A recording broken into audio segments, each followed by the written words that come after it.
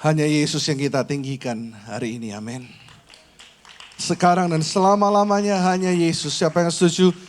Kasih tepuk tangan yang paling hebat buat Yesus Tuhan kita. Tuhan, kami bersyukur karena kami berharga. Kami bersyukur kami ada di tempat ini. Dan Kau melihat setiap kami berharga. Seperti saya selalu katakan, kami datang Tuhan bukan hanya membawa yang baik. Tapi kelemahan kami,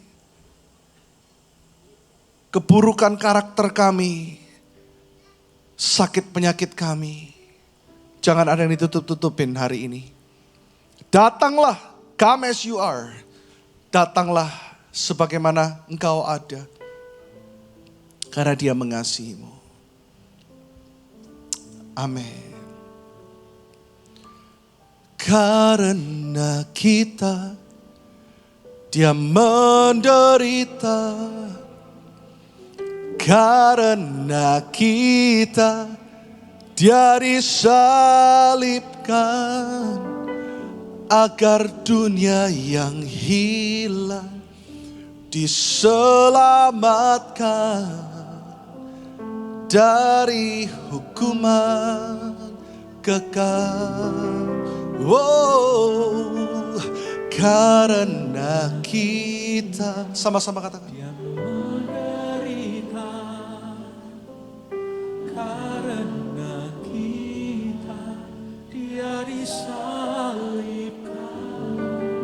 Agar dunia yang hilang diselamatkan dari hukuman. Yang mengasihi Yesus Kristus Tuhan kita, angkat kedua tanganmu sekali lagi katakan,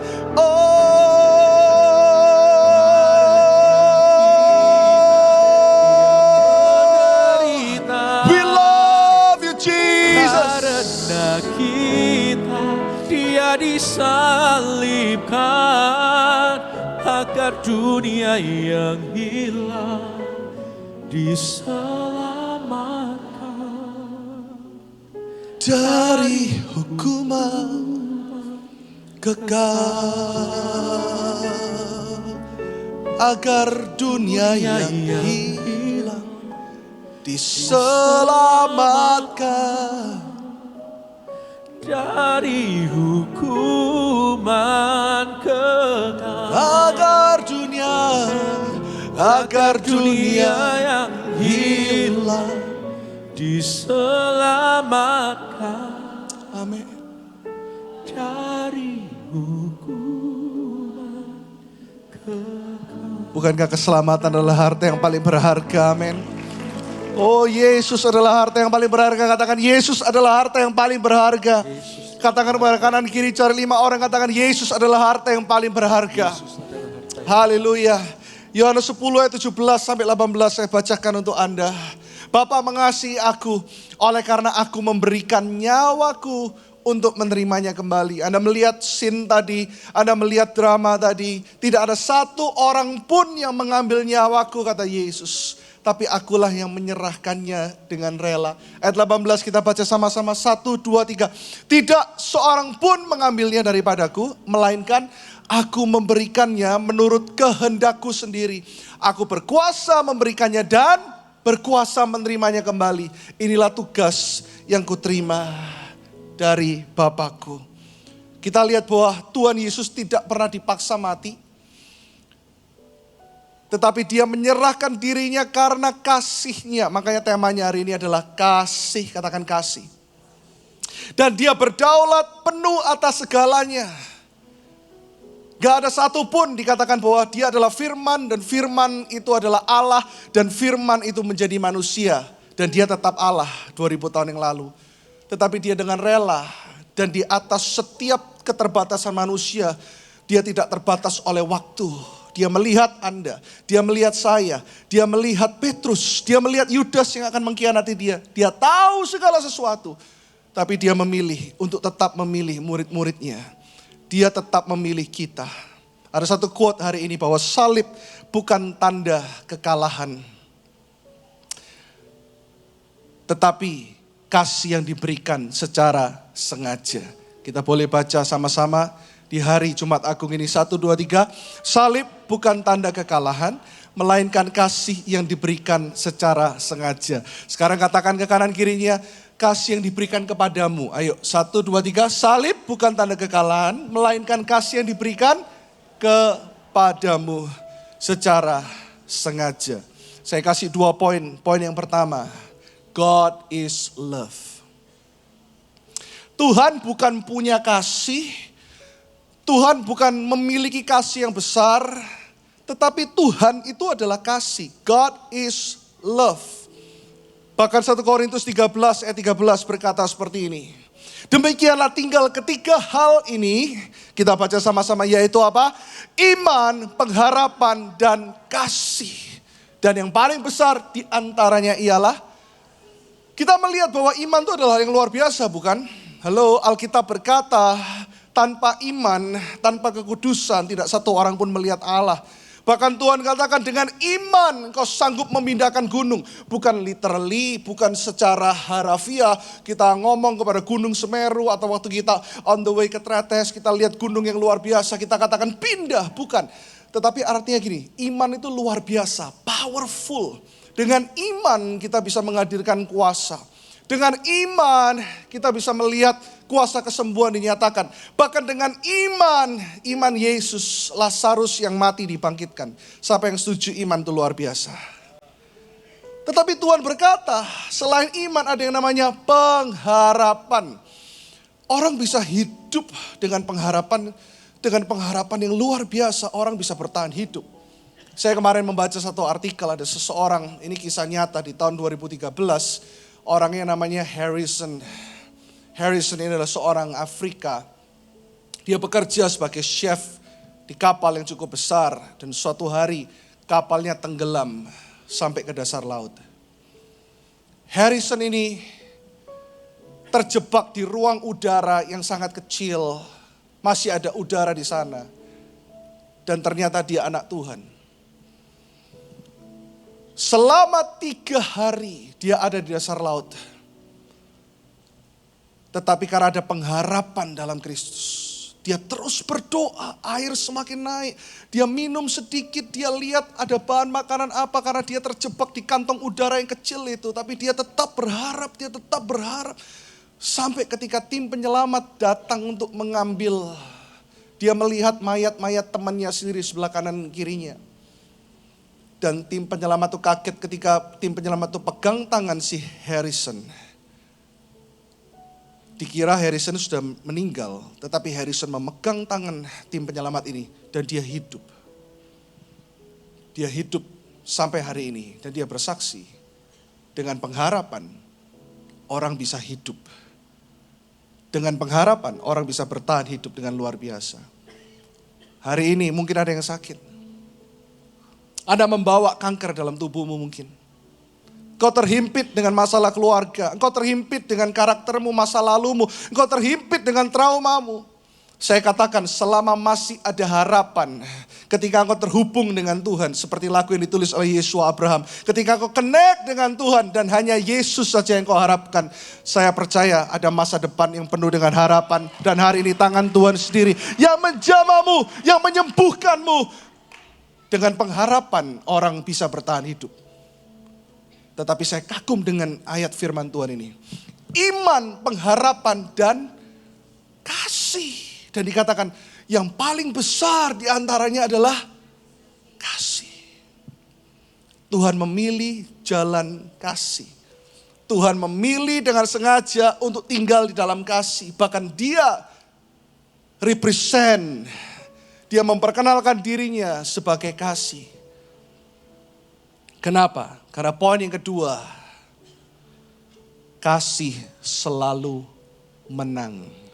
Love always wins. Kita baca sama-sama dalam bahasa Inggrisnya. 1, 2, 3. Love always wins. Sama-sama katakan sekali lagi. 1, 2, 3. Love always wins. Percayalah. Aku tidak mampu mengasihi pastor karena suamiku seperti ini. Karena suamiku gak berubah-berubah. Karena suamiku Mungkin kau juga berkata, aku tidak bisa mengasihi, aku tidak mampu mengasihi karena orang itu nggak layak dikasihi, Pastor. Mungkin kau datang dengan kepahitan yang seperti itu. Ketika Tuhan bilang mengasihi, memang berarti orang kita kasihi kebanyakan nggak layak untuk dikasihi. Kita nggak layak untuk dikasihi sama Tuhan. Kita nggak layak untuk diterima dalam kerajaannya. Kita nggak layak karena sampai hari ini pun saya selalu katakan, saya nggak sempurna, Anda nggak sempurna, saya dan Anda sama saja. Kita semua hamba-hamba Tuhan, amin. Bukan hanya yang berbicara di depan yang hamba Tuhan, kita semua hamba Tuhan. Cuman jubahnya saja berbeda. Ada yang penyanyi, ada yang gembala, ada yang pengusaha, tapi kita semua sama di hadapan Tuhan. Tidak ada satu orang pun yang baik, tetapi dia tetap memilih untuk datang dan menyambut kita dan memeluk kita. Justru hari ini Tuhan berkata kepadamu, kalau suamimu gak layak untuk dikasih, itulah kasih yang sejati. Kalau dunia berkata ketika engkau baik, aku bisa baik. Ketika engkau somebody, ketika engkau seseorang yang berprestasi, banyak orang yang mengasihi engkau itu bukan kasih, itu namanya impas. Dunia bisa melakukan itu. Tetapi bayangkan Allah yang punya segala sesuatu, yang dari awal dia adalah Tuhan. Saya katakan sekali lagi, Yesus Kristus bukan Isa Al-Masih. Kita tidak boleh salah kaprah. Yesus Kristus is the Son of God. Dia adalah putra Allah dan dia adalah Allah. Dan melalui dia diciptakanlah langit dan bumi.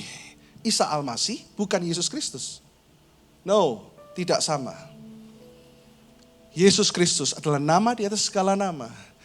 Ketika dia tahu engkau tidak mampu hari ini untuk mengasihi, dia memberikan kasihnya terlebih dahulu, anugerahnya. Makanya kenapa tirai bait Allah terbelah dan Alkitab berkata gini, dari atas ke bawah. Why? Kita gak pernah berpikir itu ya. Kalau dari bawah ke atas berarti ada usaha manusia, lu tarik ke sono, gua tarik ke sini, 1, 2, 3, tarik.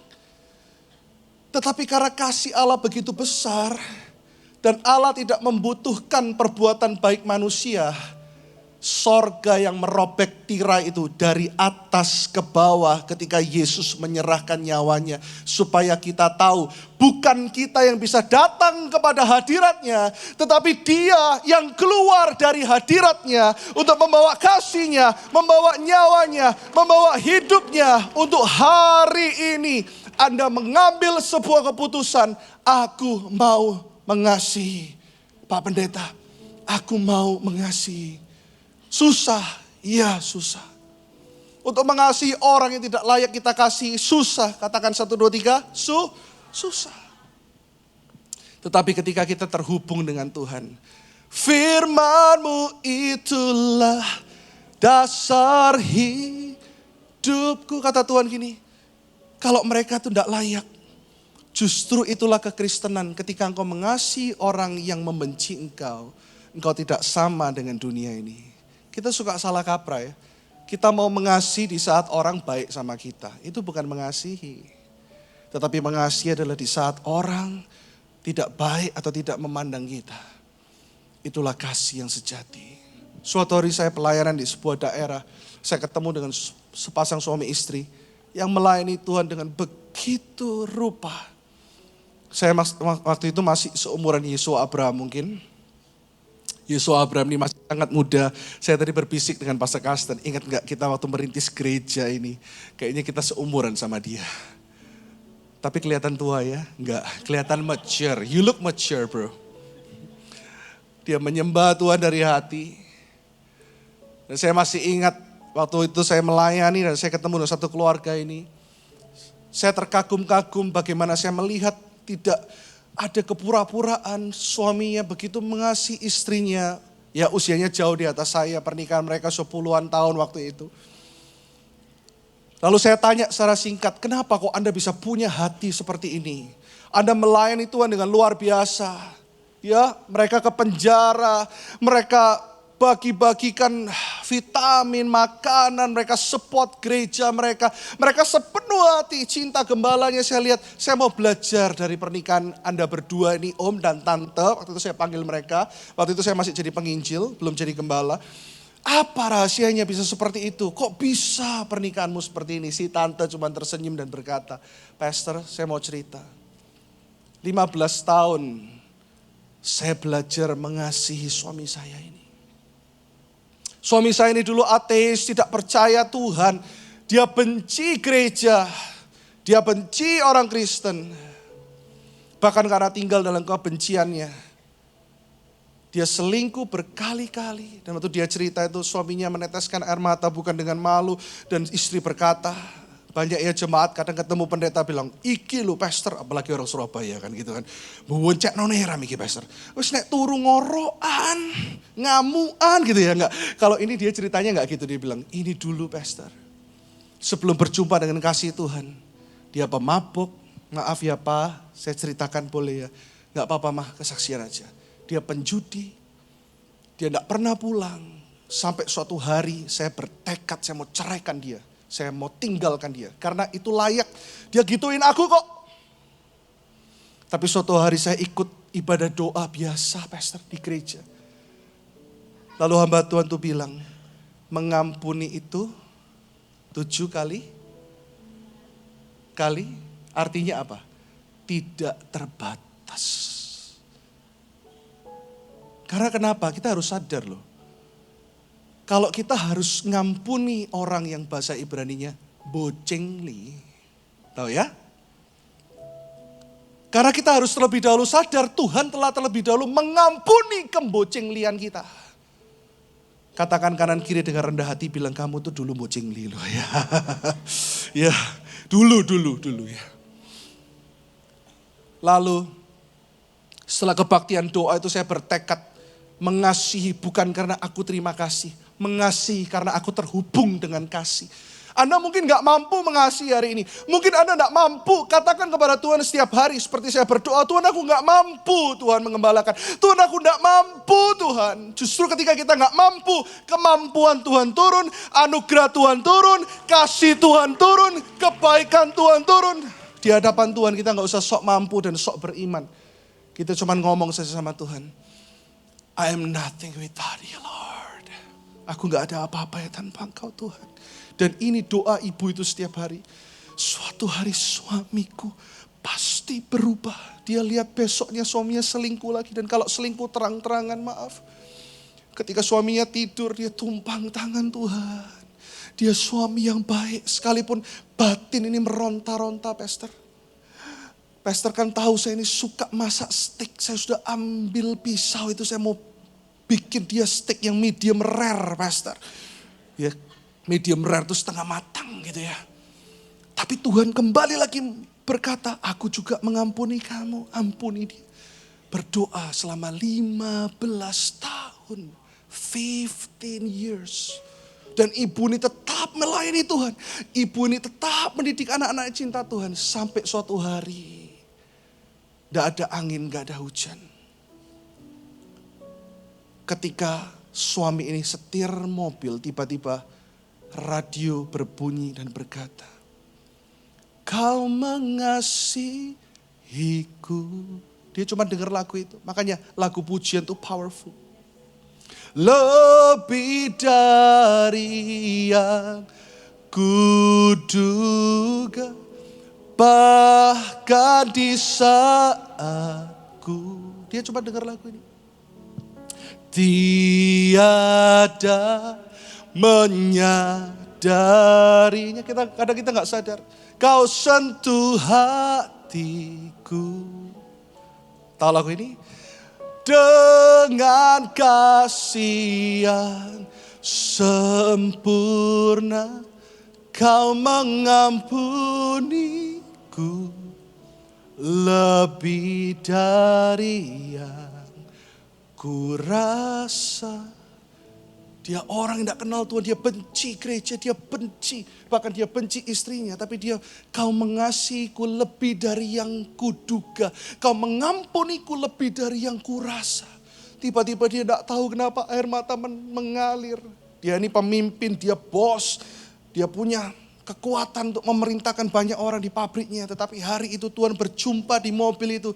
Dan ada suara yang berkata, aku mengasihimu Demikian juga istrimu yang berdoa untuk kamu.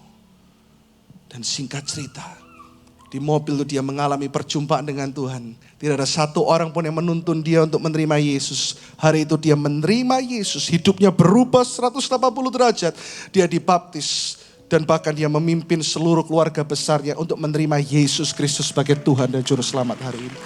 Love always wins. Kasih selalu menang. Hari ini kalau engkau kepahitan atau engkau gak bisa melepaskan pengampunan, katakan kepada Tuhan, aku gak mampu Tuhan. Tapi aku tahu firman itu lebih daripada perasaanku. Firman itu lebih daripada kemauanku. Dengan anugerahmu aku memutuskan untuk mengasihi. Dia mengasihimu dan tangannya terbuka untukmu. Pilihannya adalah keputusan di tanganmu. Aku sudah terlanjur bercerai, Pastor. It's okay. Lepaskan pengampunan. I forgive my ex-wife, my ex-husband. Tuhan, aku sudah gak lagi berpartner dengan dia. It's okay. I choose to forgive. Aku mengambil keputusan untuk mengampuni. Karena yang pertama tadi apa? Tuhan adalah kasih. Dan yang kedua, kasih selalu menang. Yang percaya sama-sama bangkit berdiri, tepuk tangan yang meriah buat Tuhan Yesus. Hari Minggu, ajak lebih banyak teman-teman yang sakit. Karena hari Minggu saya akan berkhotbah tentang kuasa. Karena dia bukan hanya membawa kasihnya, tetapi kuasanya kepada setiap kita. Dan bahkan untuk engkau yang sakit hari ini masih ada pengharapan. Gak kebetulan setelah lama mungkin engkau gak ke gereja. Engkau datang hari ini karena ada saudaramu, karena ada temanmu, karena ada pergumulan, karena ada masalah. It's okay. Saya selalu katakan jangan cuma bawa yang baik kepada Tuhan. Tuhan juga mau yang buruk kok dari dalam hidupmu. Datang kepada Dia. Dan katakan, di saat aku tak berdaya, tanganmu memegangku, amin, menyembuhkan sakitku, memulihkan jiwaku, mujizatmu. Angkat kedua tanganmu, katakan, di saat aku tak berdaya. Amin, amin, amin. Tanganmu selalu memegangku. Yes Lord, yes Lord.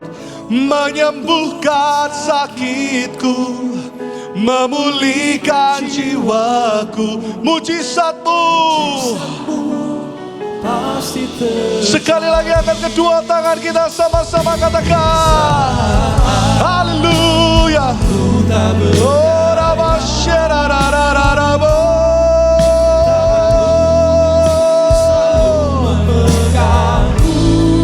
Tanganmu memegangku Tuhan, memulihkan jiwaku. Haleluya.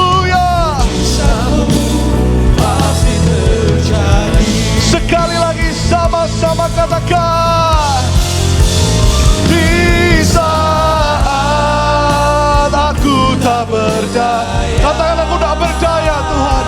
Aku perlu kasih-Mu. Aku perlu anugerah-Mu Tuhan. Haleluya. Menyembuhkan sakitku, memulihkan jiwaku, mujizat-Mu